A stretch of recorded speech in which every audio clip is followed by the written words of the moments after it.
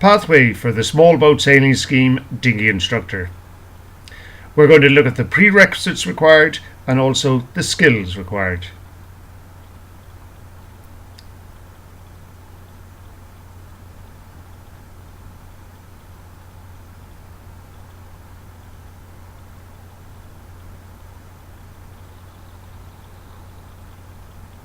So let's look at what's needed to become a dinghy instructor.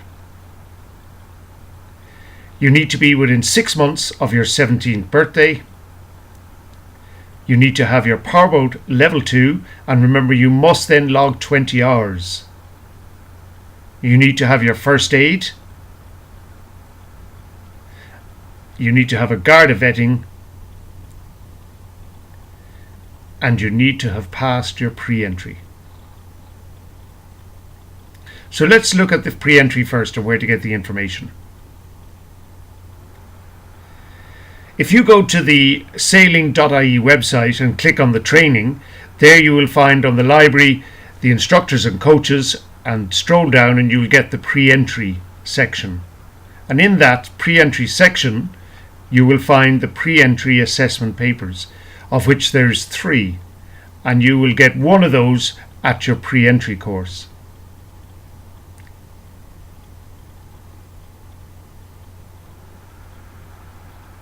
So now let's look at the skills required. Rigging, launch and recovery, follow the leader, sail a triangle, rudderless, coming alongside, picking up and mooring, man overboard, tight circles, capsize and knots. So first we're going to look at rigging and then knots before we go into a video of the skills required. So let's look at the rigging first. You must make sure that the boat you are using for your pre-entry is rigged properly. You will be assessed, so make sails are up full, correct rig tension, and the sails are all done for the right conditions.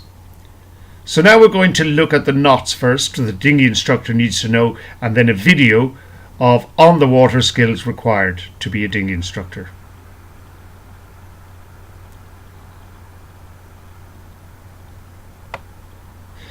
You'll need to know the bowline,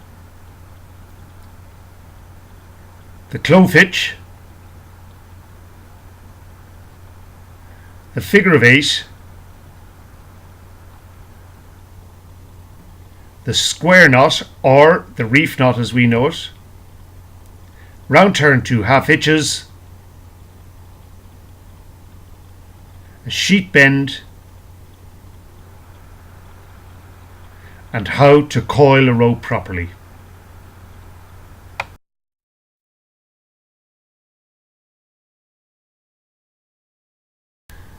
Launching depends on the wind direction, whether it's an offshore breeze or an onshore breeze. Here you can see it's an offshore breeze, so a lot easier to implement the launch.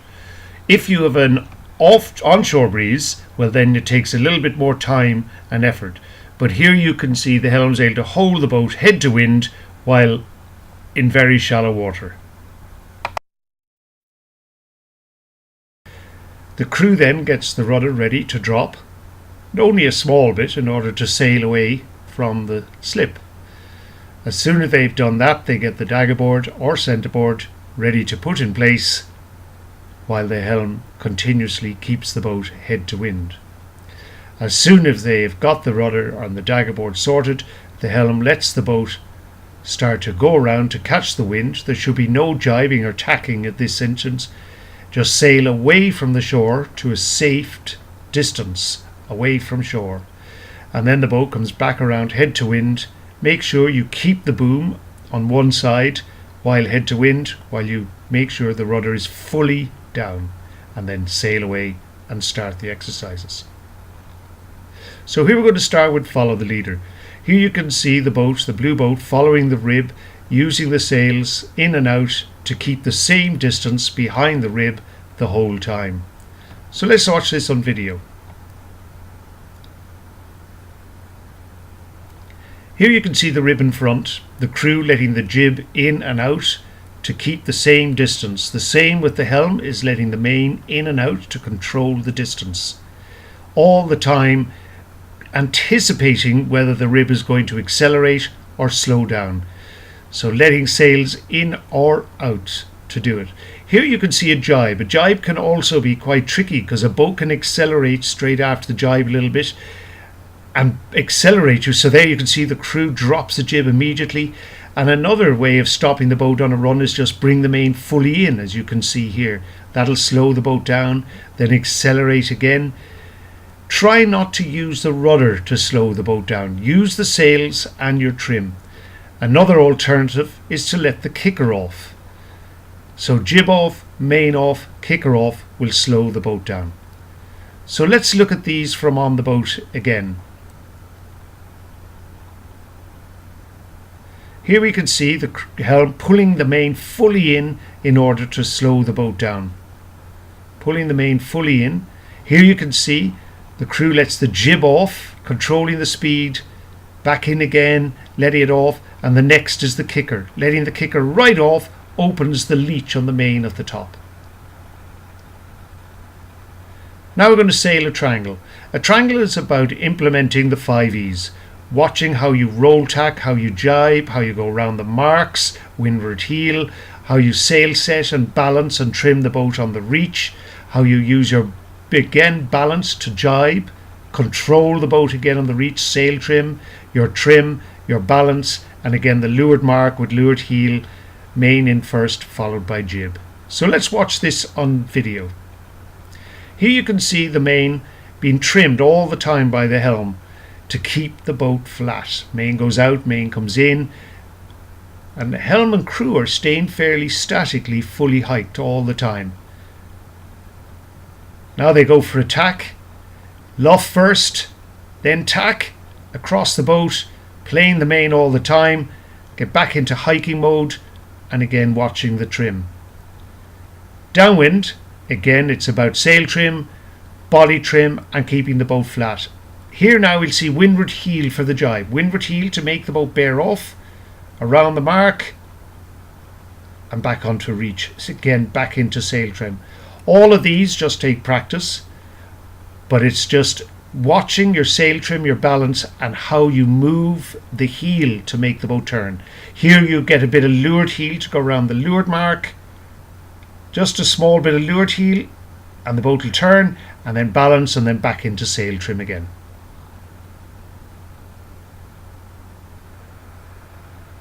Now we're into rudderless. Let's look at the rudderless here, which is basically sailing a triangle without using a rudder. Now some boats have daggerboards, some boats have centerboards. If you have a centerboard, you can rake the centerboard aft and take the rudder blade up if you wish. The other one is here we have a daggerboard, so we leave the rudder down but put shock cord on it.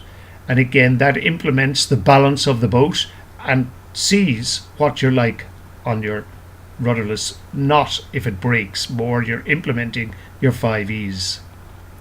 So here we can see the boat, the rudder is just being held by a shock cord, the helm doesn't touch it at all, and it's all about body trim and sail trim. Here you can see a little bit of leeward heel to make the boat luff up, the main comes on also, then the main goes off and jib is backed a little bit to make the boat turn. And again, watching the main, here they are coming into the weather mark. You can see weather heel, main out, jib on to make the boat bear off, and now onto a reach. Again, just keeping the boat flat, because once you put heel, here you'll see a bit of weather heel to make the boat turn. They lean out a little bit, make a turn, not too much. Boat turns, jib is let off, and main off, and now jib on to bring the bow away, and then main on again to bring it back straight, keeping the boat flat all the ways down to the bottom mark. And then back upwind again. Here you can see the main and jib being trimmed and the body weight being trimmed in and out to keep the boat flat, or if you wish to turn, then you introduce heel. Tack on here, jib is backed a little bit to make a turn, main off, and then main on to bring the bow back up again.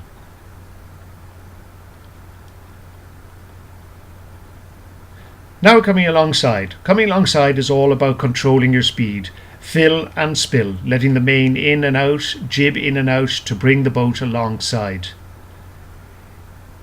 It's very important that you stop alongside, that you don't have to put on the brakes and catch on to stop the boat. So again, let's watch the boat coming in. The jib is flapping, main is let out. Up they come towards the rib, and you'll see it come up alongside. Helm puts out the hand and just catches onto the rib, and the boom is always kept on the opposite side, so it doesn't come in and hit either helm or crew. Now we've man overboard. This is an important manoeuvre because there is a method.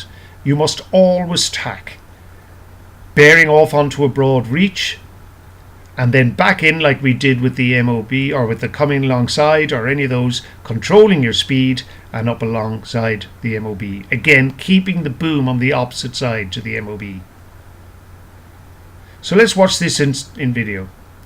The crew does nothing in this manoeuvre because they're actually gone. So the jib is let loose, the helm keeps an eye on the MOB, goes up into attack when they're happy with not too much wind, goes off onto a broad reach, controls their speed again, keeping an eye on the MOB, again controlling speed, fill and spill, starts to come up towards the mark a little bit, or the MOB, and then up alongside, again letting that main, slowing the boat down, and then alongside the MOB, keeping that boom on the opposite side all the time. Don't let the boom come into the centre, or it's liable to hit the helm or when you're pulling the person in. So picking up a mooring. Picking up a mooring is very much the same as the other ones, but you've just got to stay alongside the mooring a lot longer. So the helm has got to keep the boat head to wind while the crew is tying on. Tide circles. This is going round and round a rib or a mark inside a zone, and basically it's using and implementing the 5Es. So let's watch it on video and watch the crew and the helm implementing the 5Es as they go round the rib. So here they are approaching the rib.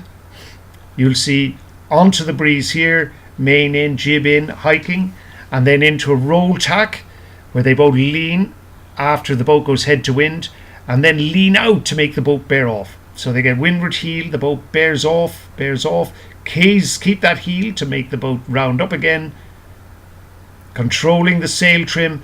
And remember, the jib is got to be controlled at the right time, because if you pull the jib on too quick, it'll make the bow bear away. If you pull it on too late, it'll make the boat point up. So it's very critical on the jib. See the way the jib is held a little bit longer as they bear off in order to pull the bow away. Here the main will come in first, and then the jib will come in. So it's all about the roll tacks and implementing the 5Es, the tide circle.